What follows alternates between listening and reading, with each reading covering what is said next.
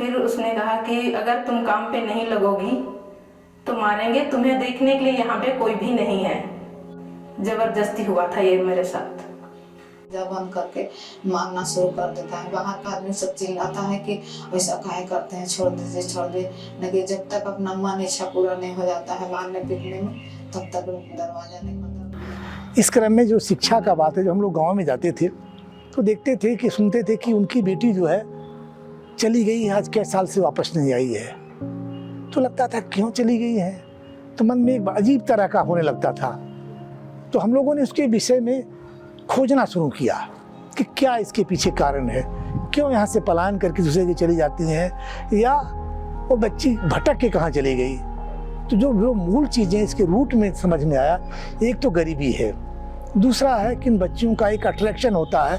जब किसी को बाहर को देखते हैं, किसी अच्छे परिवार वाले बच्ची को देखते हैं, तो उन्हें मन में होता है कि हम भी इस तरह से क्यों नहीं हो जा, हमारा भी ड्रेस इस तरह का हो, हमारा खान पान ऐसा हो, तो अट्रैक्शन उसको खींच लाता है। इस बीच में जो लोग होते हैं जिन्हें कि सो कॉल्ड हम ट्रैफिकर कहते हैं, जो इनको गुमराह करते हैं, उनको सब जवाब दिखलाते हैं कि आपको हम ले चलेंगे, आप यहाँ जाएंगे, आपके रहने खाने की सारी व्यवस्थाएं होंगी, ये उनको बताता है। तो अट्रैक्शन में वो बच्ची चली जाती है और घर वालों को भी बता के भी नहीं जाती है। जब चली गई तो बाद में मालूम होता है, उस बच्ची को समझ में आता है कि जो दुनिया हमें दिखाया गया था, जो संसार ऐसा है, यहाँ तो कुछ नहीं है। उसके साथ दुर्व्यवहार होना शुरू हो जाता है, मारपीट होती है, सेक्सुअल हरासमेंट उसके साथ किया जाता है। तब वहाँ से निकलने का प्रयास करती है कि किस तरह से वहाँ से भागें।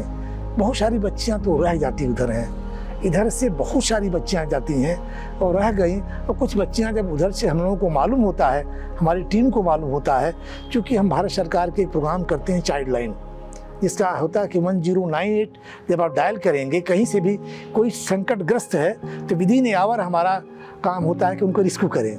यहाँ आने के बाद होता क्या है कि उसकी एक जो उसके साथ घटित हुआ है, एक तो समाज के लोक लाज के कारण कुछ बोल नहीं पाती है, लेकिन वो अंदर अंदर कुटती है। उसकी मनोवृत्ति, मानसिकता उसकी बड़ा अजीब तरह की हो जाती है। बहुत खराब है, ऐसा किया है, मेरा जिंदगी तो नर्क हो गया है। मेरा तो मतलब अब क्या बोले ना, हम दिखाने के लायक रह गए हैं ना देखने के लायक रह गए हैं। हमको कहीं रास्ता चलेंगे, कोई हमको पसंद करने के लायक भी नहीं है। हम क्षेत्र में काफ़ी वर्षों से काम कर रहे हैं, बच्चों को लेकर के, उनके प्रोटेक्शन को लेकर के, उनके राइट को लेकर के हम जो काम करते हैं, तो हमें लगता है कि इन बच्चों को समाज के मुख्य धारा में लाना बहुत ज़रूरी है।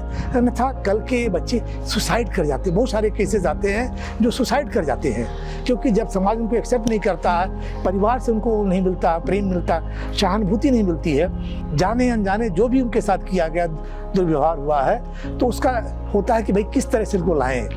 तो हम लोग, हमारी जो टीम है, काउंसलर की टीम है, उनको बैठा करके उनको बताते हैं, समझाते हैं, समाज के बहुत सारे अच्छे बुरी चीज़ों को बताया था मिल करके, तब उनके परिवार की काउंसलिंग करते हैं, परिवार की समस्याओं को समझते हैं।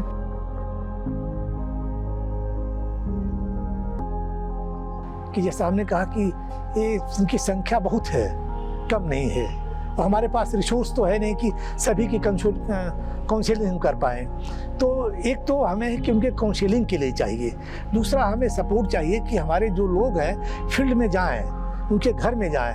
घर में चूँकि हम यहाँ बुलाएंगे तो बराबर वहाँ भी नहीं पाएंगे, उसमें खर्चे भी थोड़ा ज़्यादा लगेंगे, लेकिन उन्हें यहाँ पर सेंटर में बुलाना भी ज़रूरी है, क्योंकि यहाँ का इस इन्वायरमेंट में उनको रखना है। और गांव में जब रहते हैं तो हमको रेगुलर आना जाना करना पड़ेगा, ताकि उनको वो मदद उनको मिलती रहे।